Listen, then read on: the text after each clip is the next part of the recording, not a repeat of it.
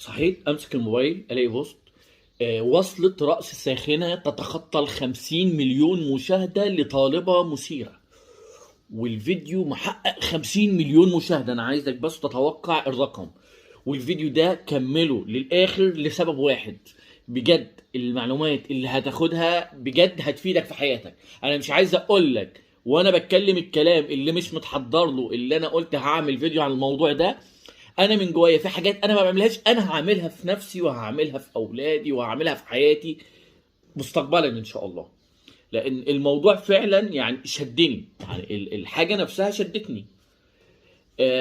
ليه وصلت رأس تتخطى ال50 وطالبة مثيرة؟ هو طبعا الإعلان في حد ذاته هيسحب الرجل، يسحب رجل كويس والوحش واللي عايز يشوف واللي مش عايز، واللي داخل بقى يتعظ واللي داخل يقول حسبي الله ونعم الوكيل. المهم هو شد فئات كتير للفيديو. لما تدخل بقى على الفيديو تلاقي التعليقات بتاعت الناس، تلاقي التعليق حسبي الله، ناس بترفض الحاجة، ناس كارهة الحاجة، ناس مش عايزة. يعني انت كشخص داخل، مش كله داخل عشان يتفرج بس لمجرد الفرجة، لا هو داخل للتعليق، هو داخل عشان يرفض الشيء، هو داخل عشان يقول اتقوا الله، هو داخل بيقول لك عشان اعرف المشاكل اللي موجودة واحاول اتجنبها في الكلام. طب هو ايه اللي خلى فيديو من الفيديوهات دي ينتشر بنفس النظام؟ وايه اللي يخلي فيديوهات على نفس النطاق برضو هي اللي تكون سايدة في المكان، وهي اللي تكون منتشرة، وهي دي اللي تبقى موجهة لأولادنا ولعيالنا ولينا احنا شخصيا؟ وفي فيديوهات تانية مهمة ومفيدة وتعليمية وحاجة تفيدنا في حياتنا ومستقبلنا مش منتشرة. ايه اللي احنا بنعمله في نفسينا بيخلي الموضوع كده؟ بسأل نفس السؤال، هو انت ليه كلفت خاطرك ودخلت وعملت تعليق سلبي، مع ان في نفس الوقت حضرتك شفت فيديو كويس ومفيد وما دخلتش عملت تعليق ايجابي؟ هي الفكره كلها اللي بتيجي للناس، انت هتعمل ايه؟ يعني رد فعلك ايه؟ ما هو دلوقتي سواء عملت تعليق سلبي او تعليق ايجابي على اي فيديو، هو الفيديو كده خلاص وصل لمرحله الانتشار بتاعته او هينتشر. فانت دلوقتي اديت حاجه دون قيمه، وحاجه ليها قيمه ما اديتهاش قيمه. انت لما بتتفرج على حاجه مفيده ما بتديش ليها تعليق، ما بتديش ليها قيمة. فبالتالي لما ينتشر حاجة سلبية حتى لو انت رافضها، انت بالعكس انت بتديها قيمة، انت بتخليها ظاهرة. والامثلة كتير واحنا عارفينها، بس مش هو ده موضوعنا. نرجع بقى لموضوعنا الاساسي، هو استثمارنا في ولادنا. انا بس يعني ايه بربط لك المواضيع في بعضها عشان بس تركب معاك معلومه، عشان والله احنا اللي بنزرع كل حاجه، احنا اللي بنشوف كل حاجه. وصدقني انا يعني في حاجات انا بحس انا نفسي انا مقصر فيها وبحاول اصلحها، وفي كتير مننا مقصر في نفس النقطه. انا لما ابني بيعمل حاجه غلط بعاقبه، بس في المقابل لما بيعمل حاجه صح احنا بالنسبه لنا بتكون مسلمات وما بنشكروش، ما بنبديش اعجابنا بالحاجه دي. بس لما تيجي على العكس، هو انت غلط اصلا اللي انت تعاقبه على حاجه وحشه، وحاجه حلوه هو بيعملها ما بتشكروش عليه. طب الحاجه اللي هو حلوه اللي هو بيعملها، هل انا واجب الشكر؟ اه. حتى لو بسيطه؟ اه. لانك بتربي جواه، لا ان انت شايفه ان هو ظاهر قدامك بحاجه كويسه، فانت دايما تقول له لايك لايك كده، يعني بتديله تشجيع، بتديله اعجاب. طب هي حاجه لو مسلم بيها، يعني لو انت مثلا قلت له هات ازازه الميه لازم تشكره على الفعل بتاعه. ودي مش عارف ايه لازم تشكره على، لو لم الورقه اللي لازم تشكره، رتب كتبك لازم تشكره، خلص مذاكرته لازم تشكره. حاول تخلي فكره الشكر والاعجاب والكلام تبقى حاجه موجوده دايما بينك وبين اولادك. طب النتيجه لما تيجي انت تنتقده في شيء، هو يحس الانتقاد ده انت مش بتقلل من شخصه، لا انت بتنتقد الفعل نفسه اللي هو عامله. بس انا لما اسيبه كده سارح في الدنيا بيعمل اي حاجه صح، انا ما بدلوش اي تعبير او اي شعور من جوايا، واجي بقى على حاجه غلط اعمل له بقى ومطاع لا او مش لا او وبهدله. طب الناتج بعد كده التراكمات اللي هيحصل بعد كده تربيه سوداء. هيطلع بره منك، مش هياخد منك اي حاجه بعد كده، نفسيا هيتدمر، نفسيا هيتدمر. يجي واحد من بتوع الناس بتوع زمان يقول لك ده احنا اتربينا على الخرزانه والضرب وحاجات كتير كده وما طلعناش بالنظام ده. لما نيجي ناخده اي تجربه لازم ناخده الموضوع شامل وكامل، ما ناخدش حته ونسيب حته. زمان كنت بتدفعها الضرب، وفلكه وضرب وعدم تعليم والدنيا كانت بايظه وتترمى في الشارع وتتعلم الفاظ، اي حاجه اي حاجه زمان الكلام ده كله. بس شوف بقى المجتمع اللي انت كنت فيه اكتر فساد فيه كان ايه. شوف الناس المحيطه اللي حواليك كان وضعهم عامل ازاي. شوف المدارس حتى يعني اقل مدرسه كان وضعها ايه جوه، كان احترام المدرس ايه جوه. شوف اكتر تحدي عندك كان ايه في السوشيال ميديا والكلام ده كله، ما كانش فيه الكلام ده كله، ما كنتش مطلع على الدنيا عامله ازاي. بس دلوقتي ابنك اللي انت قافل عليه الاوضه ده، او بنتك اللي انت خايف عليهم، هو ممكن يعمل لك مصيبه لا تتخيلها وهو قاعد على السرير، وهو قاعد على الكرسي، وهو قاعد في اوضته معزول عن العالم تماما بالنسبه لك. بس هو ممكن يعمل لك كارثه لا تتخيلها، يعمل لك مشكله، هو نفسه يعمل حاجه جواه. يعني حاجات كتيره ممكن تحصل وانت مفكر نفسك كده بتربي صح. لا، هو انت كده بتخليه يطلع بره الغطاء بتاعك وينتشر في عالم تاني انت لا تتخيل عواقبه عامله ازاي. زمان كان في الكلام ده. يعني انا دلوقتي اتعلمت وحش، باجي اطلع اروح المدرسه الاقي مدرسين بيحتضنوني، الشارع حواليا الناس بتحتضني، مفيش الفاظ، في احترام للكبير، بنلعب كوره نوقف لو حد معدي وانت شايف نفسك ان ضربك او انتقادك للفعل الغلط هو ده اللي هيصلح المشكله. لا، يعني مش عايز اقول لك ايه اللي هيحصل فيك من وراك وهيتقال عليك من وراك، حتى لو انت الصوره قدامك باينه ان هي تمام. يعني بنتك اللي ماشيه مظبوط قدامك خلي بالك، من وراك ما تعرفش الدنيا ماشيه ازاي. طيب المشكله ان انت او الام ما احتضنتش العيل ده معاك، ما احتضنتوش. يعني الام ما قعدتش مع البنت تشوف مشاكلها، ما حدش يتكلم معاها، انت ما كلمتش ابنك، ما خليتوش قريب ليك، لانك دايما لما بتشوفه بتقول له غلط عيب، لا خلاص واخد موقف سلبي اتجاهه. ومن الناحيه الثانيه ما بتشكروش على الفعل الصح، فهو بالنسبه لك خلاص ما انت ما قربتوش، فما تنتظرش ان هو يحكي لك حاجه، ما تنتظرش البنت تحكي لامها او باباها حاجه، فخلاص فانت قطعت الخط اللي ممكن يبقى هو الخط الصله الوحيد بينك وبين الاولاد عندك. فبالتالي هيبقى سرها مع صاحبتها، زميلتها، اي حد في الشارع، سرها على اي حاجه على السوشيال ميديا، حد تعرفه، ولد بنت، ايا كان، الدنيا متلخبطه، انتوا عارفين اليومين دول عامله ازاي. فاحنا دلوقتي بنسيب ابننا للمجتمع اللي يربيه. طب هل المجتمع المحيط هل هو بقى دلوقتي فعلا مجتمع امن ان الناس ابني فيه؟ لا، مش امن خالص.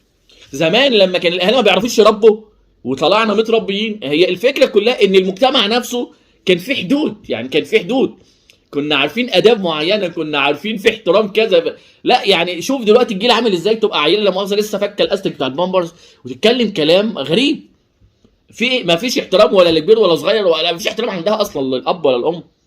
والعيل والتكاتك والقرف والجمل اللي بيكتبوها، الجمل اللي بتتكتب على التكاتك اللي انت بتشوفها دي كنت يعني كلام عادي عبيط كده، لا ده مش كلام عادي، ده بيعبر عن فعلا وضع سيء، عن وضع عدم احترام لكل فئات المجتمع من اي حد. يعني هو كولد لسه اصلا ما تخطاش ال 16 سنه او 18 سنه، ويبقى ده تصرفه مع اي شخص كبير ايا كان، تصرفه مع صحابه مع زمايله، الكبر والعنطزه وعلى ايه، احنا اصلا فاضيين من جوانا، يعني احنا اصلا فاضيين من جوانا.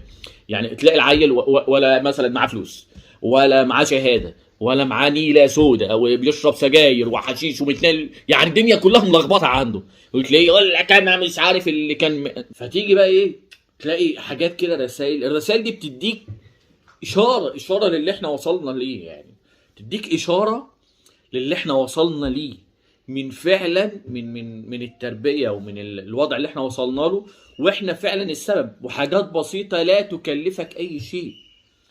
تلاقي عباره كده يقول لك ولا ينفع الطحينه تبقى مربى ولا ينفع الشمال يتربى. واحد تاني يكتب لك مثلا لو الديك عرف يبيض برضه مش هعديك.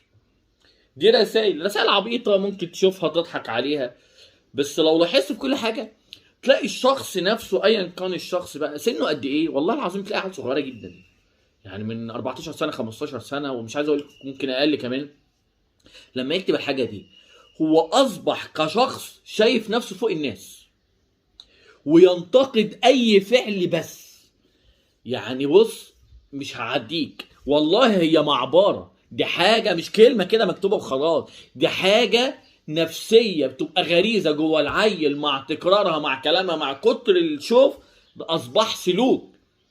يعني لو الديك عرف يبيض برضه مش هعديك، برضه مش هعديك دي اقسم بالله فعلا تتعامل مع صاحبه مع زميله مع راجل اكبر منه مع ابوه. هو الفكره كلها انت ربيت شخص عدواني ما يعرفش غير الكره، ما يعرفش غير الضرب، ما يعرفش غير الزعيق، ما يعرفش غير قله الادب. هو ده الشخص اللي احنا مربيينه في بيتنا. احنا فكرنا ان احنا بنقاوم سلوكه، لا، هو انت ربيته على الانتقاد على طول. يعني انت ربيته دايما ان هو ينتقد. طب يا عم ده بني ادم حلو، شكرا. ده انا يعني انا نفسي بتنرفز مثلا لما اكون ماشي في طريقي مثلا والاقي حاجه بعدي واحد مثلا، كنت انا اللي بعديه، انا اللي بعديه لاي سبب من الاسباب، انا شايفه مستعجل فبعديه، يعني هو اللي مستعجل وانا اللي قدام وبعديه. فطبعا انا مش مستني شكر منه يعني، بس بتنرفز قوي لما يعدي كده والسلوك مش حلو. طب انت السلوك ده عملته بناء على ايه؟ في ظل لما واحد تاني يشكرك يرفع ايدك، بيرفع معنوياتك لسلوك انت بتعمله، فبالتالي بيخلي كده في عزة نفس من جواك اللي انت عايز تكرر الموضوع تاني وتالت. واحدة بتعديها تشكرك، واحد بتعديه راجل كبير تعدي تشكرك. الحاجة دي بتعزز جوانا الثقة كده، لا في خير، فابدأ اكرره. بس لما الاقي دايما انتقاد، لما الاقي دايما عدم لفت نظر، لما الاقي دايما اسلوب مقزز، اسلوب وحش، اسلوب رفض تام لاي تصرف سيء، والاسلوب الحلو انا ما بشكروش، فما تنتظرش ان الدنيا هتتصلح. لا لا مش هتتصلح، لان احنا اللي ما بنقولش للحلو حلو بس السيء نقول عليه سيء. اللي خلاك تكلف خاطرك وتقول للوحش وحش، ستوب، سيب الوحش مكانه، سيبه، هيموت. عدم الاهتمام بيه هيموت، تشغلش بالك بيه. اللي تشغل بالك بيه اكتر هي الحاجه الحلوه، القدوه اللي تحط اللايك بتاعك عليه، اللي تقول انا اهو، انا اهو بقول لك انت تمام كمل، انت ممتاز كمل. ما هو انت مش بتقول لشخص، انت بتقول لي بعد كده مسيره، انت بتقول لي كده ابنك يطلع على الحاجات اللي انت عامل لها لايك او لا لا، شايف بابا بيشكر ايه، بابا بيحب ايه، ماما بتحب ايه، زمايلك فلما يحصل اجتماع على الكلام ده كله، نبدا على الاقل عيالنا ناخدهم من سكه نحطهم في سكه تانية. يعني لو انت بقيت في الحته دي هتبقى كويس برضو مش وحش، مش لازم تبقى مغني ولا نيله اي صودا من اللي بيحصل دلوقتي عشان تبقى شخص مشهور او تعرف تجيب فلوس او الكلام خالص. يعني مش لا، في ناس كتير بتعرف تجيب فلوس غير اللي قدامنا دول، في ناس بتجيب فلوس ومش باينه في الصوره ومش عايزه تظهر في الصوره. يعني معظم رجال الاعمال اللي هم بيعملوا الفلوس بجد، اللي هم بيجيبوا الاشكال الضاله دي، هم تلاقيهم اصلا مش ظاهرين في الصوره. يعني ما نسالش نفسنا سؤال، هي الناس دي مش مستنيه الشهره؟ يعني هي الناس دي بتعمل من اجل هدف. هو راجل بيزنس بيجيب فلوس، بيعرف يجيب فلوس، هو لو عايز يشهر نفسه في ثانيه يمتلك الادوات كلها اللي هو يعمل كل حاجه. بس هي فكره شخص احنا بنوصلها لاولادنا. بس هو الفكر دلوقتي اللي احنا بنوصله لاولادنا، انت عايز تبقى ايه؟ عايز تبقى مشهور، تبقى مشهور وفاضي، ولا تبقى مشهور وحاجه جواك تأدي رساله، تعمل حاجه مفيده للناس؟ فلما انت ما تشكرش السلوك الكويس، هو انت كده بتتسبب ان ابنك ومجتمع وراه كله بيتجه للسلوك الغلط. كلام ممكن يكون تربوي بتاعنا، تربوي اصلا، كلام ممكن يكون من هذا القبيل.